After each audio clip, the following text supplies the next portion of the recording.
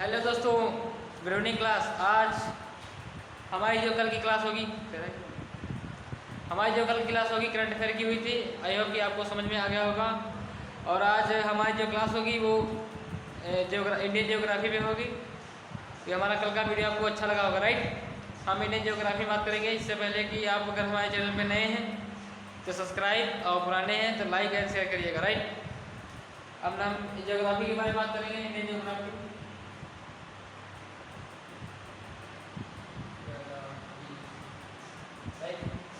Indian geography में बात करेंगे आपसे। हमने हमारी जो सेकंड क्लास कल की क्लास थी जियोग्राफी की, उसमें हमने बता दिया था जैसे कि हिमालय का प्रादेशिक विभाजन आपको बताया था, राइट। कोई दिक्कत नहीं होगी इसमें। हिमालय का प्रादेशिक विभाजन, हिमालय का प्रादेशिक विभाजन, हमने आपको बताया था कल की वीडियो में हिमालय का प्रादेशिक विभाजन। इसमें से आपको आज बताया जाएगा।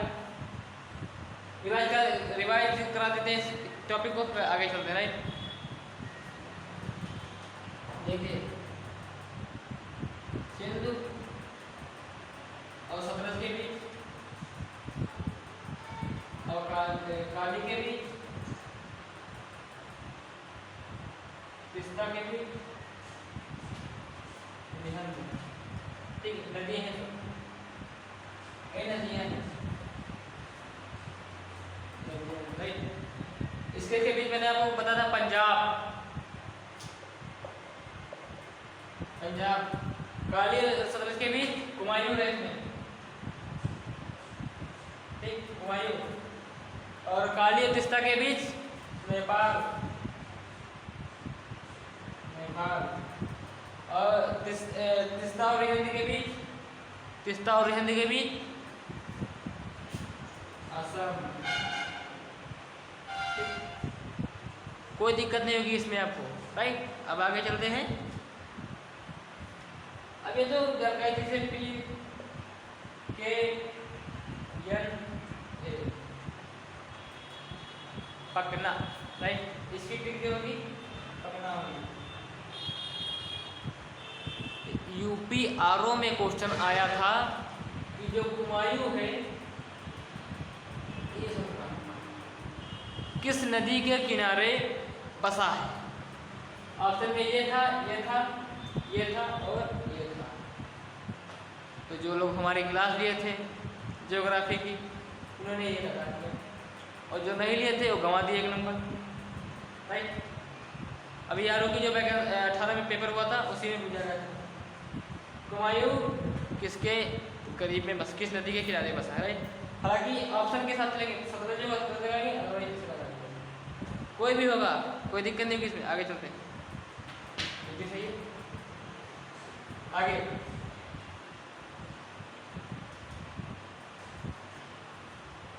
आपको समझ में आ गया होगा। सिंधु और सतलज के बीच पंजाब, और सतलज और काली के बीच हुमायूं, और काली और तिस्ता के बीच नेपाल, और तिस्ता और रिहंद के बीच असम, राइट। अब ये जब बना है हिमालय, तो इसमें से नदियाँ भी निकली होंगी, और इसकी मिट्टी भी होगी ना, मिट्टी। तो यहाँ पे मिट्टी मतलब कि जैसे एक जगह की सामान्यता मिट्टी जिस टाइप की होती है, मतलब कि एक जलोढ़ होती है। मैंने आपको ज्योग्राफी में बता दिया, जलोढ़ जल उड़ाई गई मिट्टी, और पुरानी मिट्टी मतलब बांगर मिट्टी, खादर और बांगर मिट्टी। तो उस मिट्टी को हम कांप कहते हैं, ठीक है, हाँ। ये टेम्परेरी 2 प्रकार की होती है, 2 प्रकार की होती है, नई जलोढ़, ठीक है, और पुरानी जलोढ़।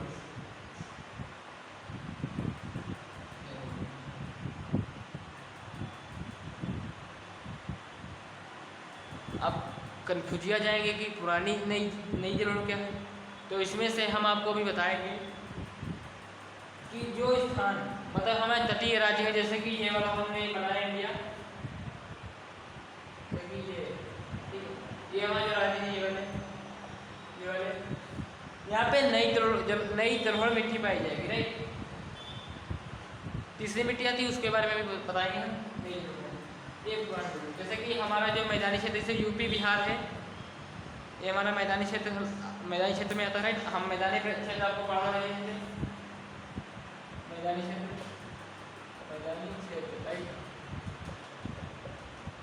मैदानी क्षेत्र हम इसमें पढ़ा रहे हैं, राइट। तो इसमें से आएगा। अब नई जलोढ़ का मतलब ये है कि जो जल द्वारा स्वतः उड़ाई जाती है मिट्टी, जैसे कि बाढ़ के मतलब कि जहाँ पे नदी निकली होगी, जहाँ पे तटीय क्षेत्र होंगे, यहाँ पे समुद्र होगा, जैसे इधर अरब सागर में, ठीक है, इधर के साथ तो बंगाल की खाड़ी इधर है, ठीक है, बंगाल की खाड़ी।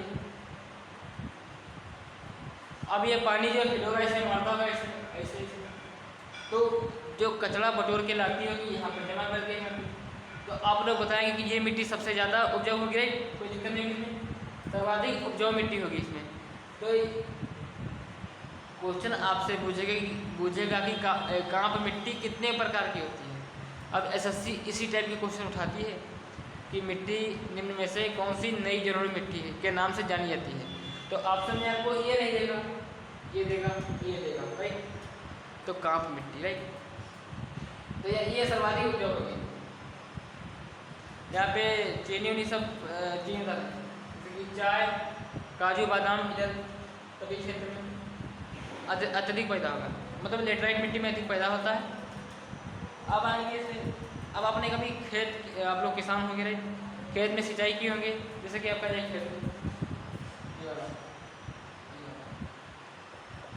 ये आपका खेत है, राइट, ये आपका खेत है।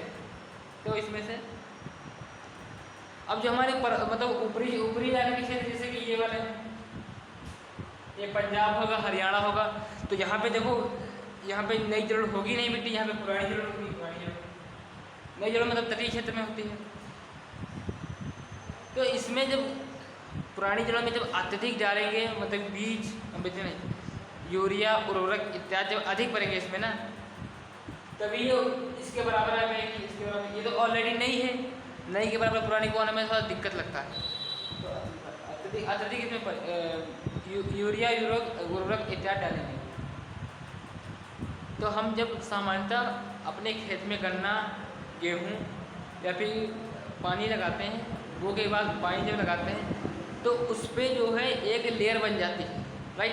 तभी हमने ये खेत हमारा है, ये मिट्टी हमारी, ये वाली, राइट, ये वाली मिट्टी हमारी है। तो ये जो लेयर बनती है, ये लेयर, हालांकि ये नमक होता है, नहीं होता है सोडियम। तो ये जो लेयर होती है, लेयर,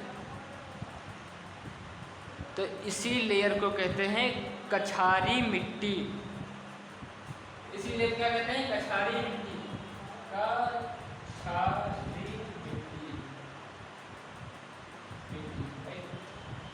अब जिस जगह पे अत्यधिक, अब देखिए कछार का मतलब ये होता है, मतलब कि जैसे कि यहाँ पे सफ़ेद रेगिस्तान, जैसे कि ये वाला, ये गुजरात हमारा है,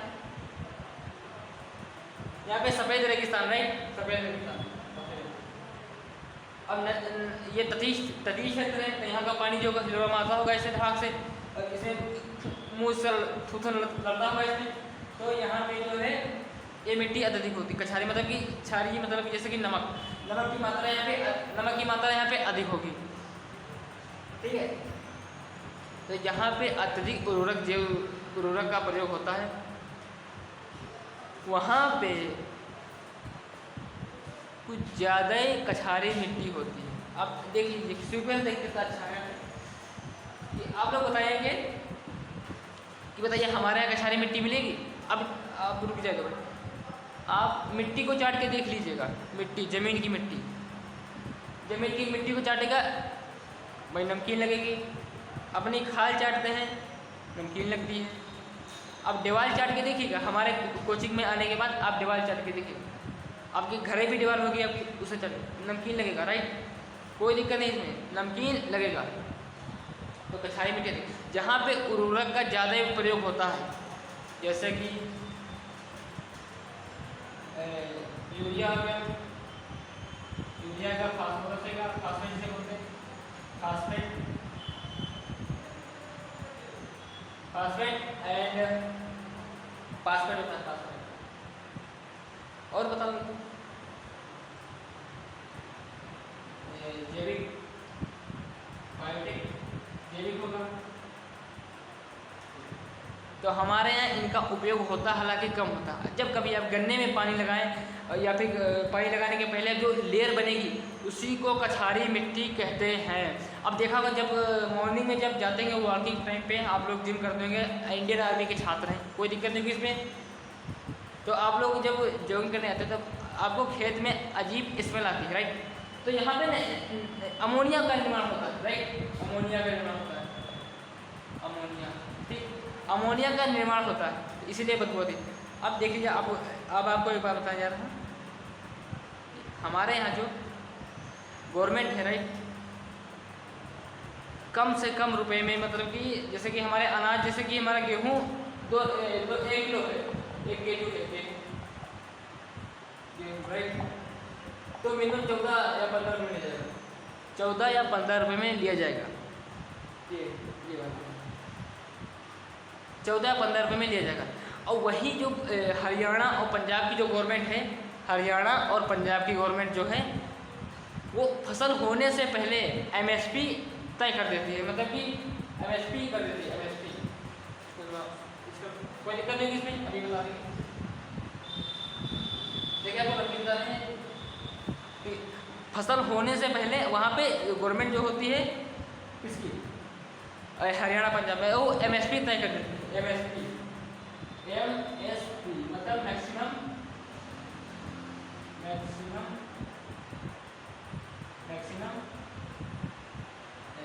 selling price, maximum selling price. इसका मतलब ये है कि वहाँ की जो गवर्नमेंट है वो फसल होने से पहले रेट तय कर दिया कि हम 18 रुपये में लेंगे, कि आपका गेहूं 18 रुपये में लेंगे। और हमारे यहाँ की जो गवर्नमेंट है, जाहिर सी बात है, अब कहीं आप जाइए, कौन 13 रुपये में, कौन 14 रुपये में, वहाँ का नियम देखो कितना अच्छा है कि फसल से पहले वहाँ पे तय हो गया कि 18 के नीचे नहीं लेंगे और 18 के ऊपर नहीं लेंगे। तो वहाँ के जो लोग हैं 10 किलोमीटर जाना होगा, जाएंगे थार से, बड़ा सा थार लेके आएंगे 50 लाख का, तो वो हमसे इसीलिए आगे हैं बिकॉज हम जो है MSP का मतलब हमारे किसानों को पता ही नहीं MSP होता क्या है, ठीक है। तो हमारी जो गवर्नमेंट हमको उल्लू बना रही है कि 14 में लेगी तो कोई 15 में लेगी, हमारा जो तो हम लोग 10 किलोमीटर चलने होगा तो हम गाड़ी से जाएंगे, और वो लोग हमसे आगे हैं ना, इसीलिए वो लोग थार से जाते हैं, कहीं भी होगी 4 व्हीलर से जाएंगे, राइट, बड़का थार लेंगे चलेंगे, तो वो लोग हमसे बहुत आगे हैं। तो ये बात आपको समझ में आ गई कि MSP जो है बहुत मायने रखता है। अब यहाँ का अगर जो यही नियम यहाँ पे लग जाए हमारे, जैसे कि यहाँ पे मतलब यूपी में, कि सरकार तय कर दे कि हम अपना गेहूँ जो 19 में लेंगे, 19 रुपये में, तो 2.5 किलो होता है ना, 19 गुना 38, ठीक है, और 19 के आधे 9.5 यानी 47 रुपये में जाएगा, 47.5 यानी 47 रुपये में आपका गेहूँ बचेगा। तो हमारे यहाँ की जनता सुखी हो सकती है भाई, MSP का मतलब यही होता है। अब यहाँ का है एक दुकान पे रेट है 20 रुपये में, तो दूसरी में 15 रुपये में, चौथी पे 13 रुपये में। तो इसीलिए हम लोग ये गवर्नमेंट के बारे में आप लोग जागरूक होना चाहिए ना कि वहाँ के जो लोग हैं इसलिए सुखी नहीं देंगे उनको, तो भाई बाहर बेच देंगे माल अपना, कहीं और बेचेंगे, तो भाई उनको तो पैसे से मतलब, गवर्नमेंट से ना मतलब। और हमारे यहाँ इलेक्शन लड़ा जाता है, कांग्रेस पार्टी लड़ी जाती है, कोई ध्यान नहीं देता अर्थव्यवस्था पे, कहाँ जा रही है अर्थव्यवस्था, राइट, कोई दिक्कत नहीं। इसमें आपको हल्के फुल्के बता दिया, अब आगे चलते थोड़ा, तो वो MSP समझ में आ गया होगा, राइट, मैक्सिमम सेलिंग प्राइस। हालांकि पूछा नहीं जाएगा, कोई नॉलेज के लिए बता दिया कि हाल में फ्यूचर में कभी जब प्रॉब्लम हो तो आप मुद्दा रख सकते हैं इसी के बारे में, कोई दिक्कत नहीं होगा इसमें।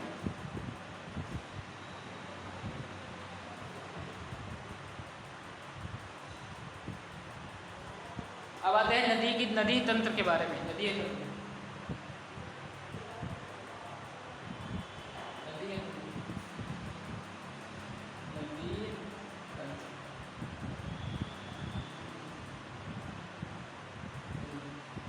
अब आपको बता दें, सिंधु, सतलज, रावी, चिनाब, व्यास। ठीक है। सिंधु का भी एक सबसे ज़्यादा नदी तंत्र जो है बनाती हैं नदी है हमारी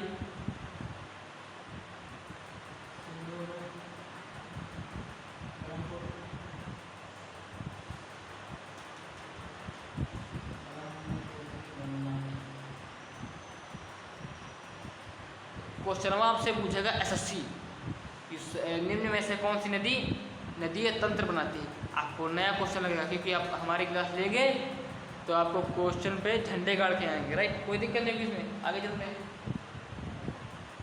अब देखिए इसमें जो नदी जो आती है इसकी सहायक नदी बहुत सारी, इसकी 5 सहायक नदी है सिंधु की, झेलम, चिनाब, रावी, सतलज, व्यास। कोनो प्रॉब्लम आपको नहीं होगा। झेलम, चिनाब, रावी, सतलज, व्यास। ठीक है। इसमें से सिंधु और अब इसके ये वाली सिंधु नदी है, यहीं पे निकली है ये वाली, ये वाली, ये वाली, ये वाली। तो गुजिया के एक में घुस गई है ऐसा सूरी अंदर से अंदर। तो ये सूरी कहाँ पर? तो ये झेलम नदी, झेलम नदी,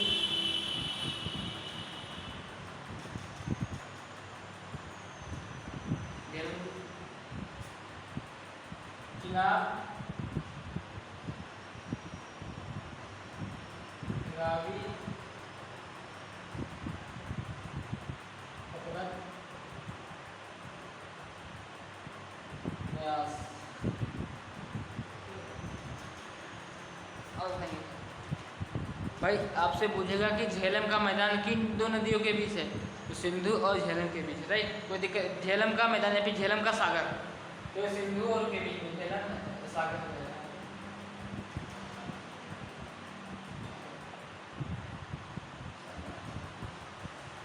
अब आपसे पूछेगा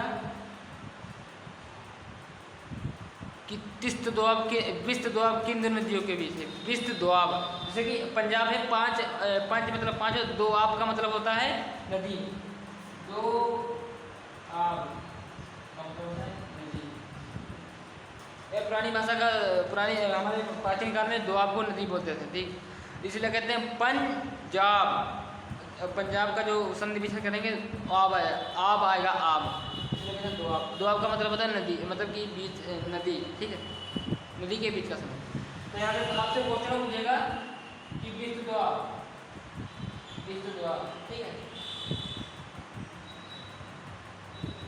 विस्त दोआब, रचना दोआब,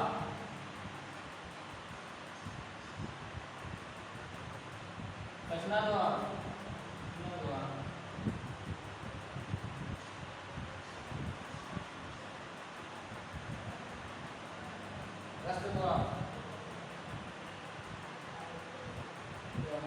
अब पूछेगा, अब आपसे पूछेगा चार्ज दोआब।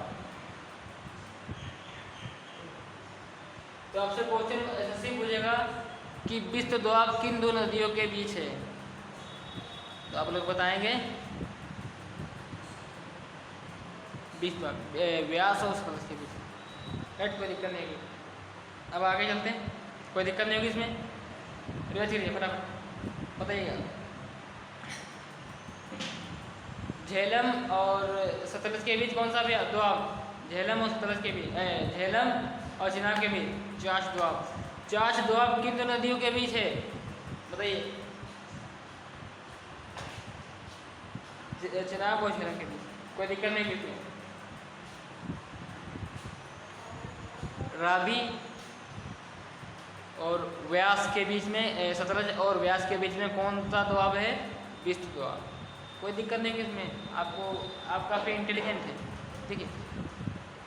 पढ़ाई से कभी आप दूर भागिएगा मत, ठीक है। अपने लक्ष्य को भुला के जिया तो क्या जिया, है दम तो उसे पा के दिखा, और लिख दे अपनी खून से रास्ता, फिर बोल किस्मत से हो दम तो मिटा के दिखा। राइट, कोई नहीं होगा। देखिए, जिस दिन आपकी किस्मत आपका साथ नहीं दे रही है, समझ जाना कि हमारा लक्ष्य, हमारी मेहनत हमारा साथ दे रही है। किस्मत एक लिफ्ट की तरह होती है जो कभी भी आपको धोखा दे सकती है, राइट। और मेहनत एक सीढ़ी की तरह होती है जो आपको चढ़ने में थकान जरूर देगी, लेकिन आप बुलंदी पे जाके एक आराम लगे, सुकून मिलेगा कि हमने मेहनत जरूर की है लेकिन अपने लक्ष्य को जरूर पाया, राइट। तो आप लोग इसी तरह से पढ़िएगा, ठीक है। रचना दो आप राबी और चिनाब के बीच, कोई दिक्कत नहीं। अब आगे चलते हैं थोड़ा। तो अभी हमारे आपके लिए न्यू क्लास नदी के बारे में लेके आएंगे, तो आपको बताएंगे गंगा का कहाँ से हुआ उद्गम, जमुना का उद्गम कहाँ से हुआ है। वो क्लास हमारी जो होगी मंडे को होगी। मंडे से हमारी जो क्लास होगी टॉपिक वाइज होगी, जैसे कि नदी के बारे में होगी, प्रमुख नदियाँ के बारे में हो गई, और दूसरी क्लास जो होगी उसके बारे में जैसे कि विश्व विरासत में शामिल हुई चीज़ें, और तीसरी जो क्लास होगी हमारी, मतलब कि आपको रफली बता रहा हूँ, इम्पोर्टेंट नोट्स उसके बारे में होगी, आर्टिकल के बारे में होगी, ठीक है। इसी तरह से आपको टॉपिक बाई टॉपिक क्लास बताई जाएगी अभी। कोई दिक्कत नहीं है, मैं ये आपको समझना था, अब आगे बताएंगे।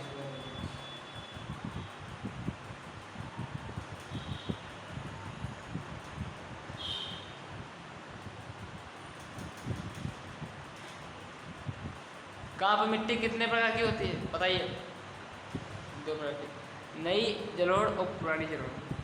नई जलोढ़ मिट्टी कछारी की मिट्टी से जाना जाता है। सर्वाधिक उपयोग होने वाले स्थान जैसे कि जम्मू और पंजाब और हरियाणा में कछारी मिट्टी अत्यधिक मिलेगी, हमारे यूपी और बिहार में कम मिलेंगे। क्यों? हमने आपको रीजन बता दिया है, कोई दिक्कत नहीं होगी।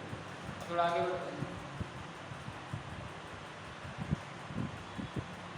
हमारा जो चैनल जो हमारा है,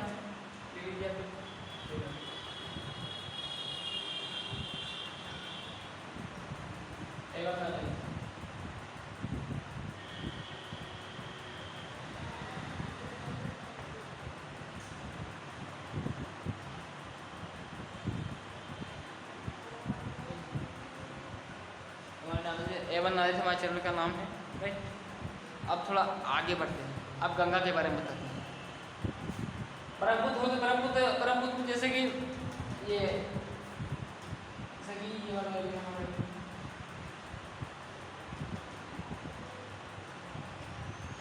तो ये जो हमारा एरिया है, ये वाला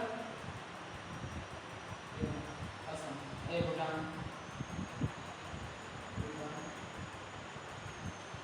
हालांकि ये हमारे देश से बाहर क्यों जाती है, यहाँ से हुआ ये बंगाल की खड़िया में धड़ाम से गिरेगी, हुमच के।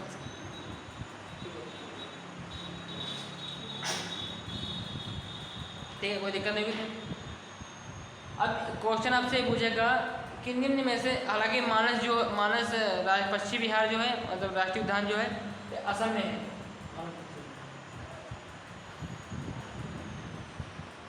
क्वेश्चन आपसे पूछेगा कि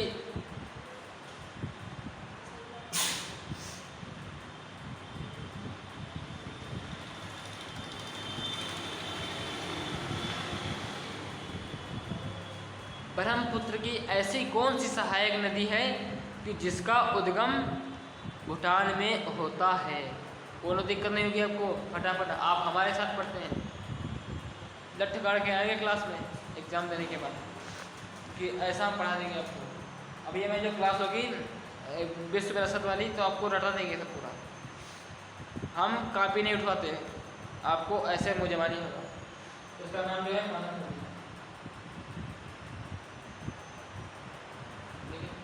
जो हमारी पीली नदी है, जिसे हैंगहो नदी के नाम से जानते हैं, हालांकि वो सूखी पड़ने लगी, तो जो चाइना जो है चाइना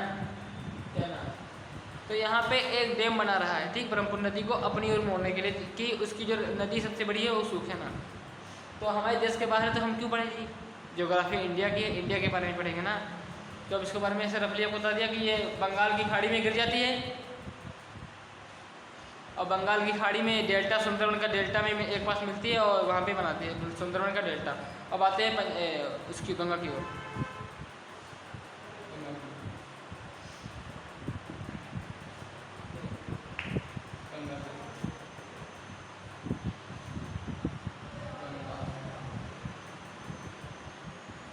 आपको नदी की क्लास जब होगी मंडे में तो आपको बताया जाएगा, ठीक है, कि गंगा का उद्गम कहाँ से हुआ, कैसे हुआ, राइट। कोई दिक्कत नहीं होगी, हालांकि बताएंगे।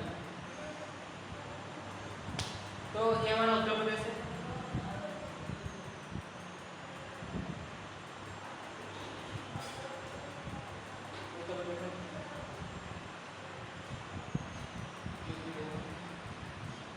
तो हमारी गंगा नदी उत्तर प्रदेश के पश्चिमी भाग से एंट्री करती है और पूर्वी भाग में एंड करती है। तो बबुआ आपको ये समझ में आ गया होगा कि इसकी जो सर्वाधिक सबसे जो सहायक नदी है यमुना। यमुना में आपको हम बताएंगे एक बात, उनको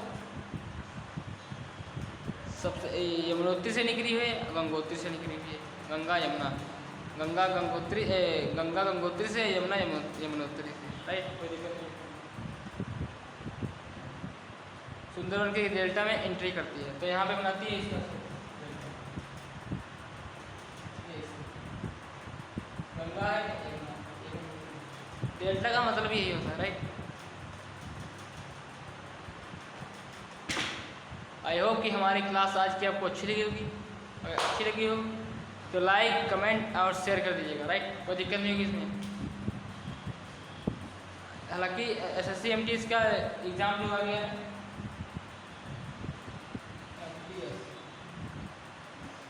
15 तारीख के बाद 25 तारीख तक यहाँ पे सिर्फ करंट अफेयर पढ़ाई जाएगी। एक साल 2021 की पूरी करंट अफेयर होगी, राइट। कोई दिक्कत नहीं होगी इसमें आपको। ये बैच होगा MT से स्पेशल होगा, राइट।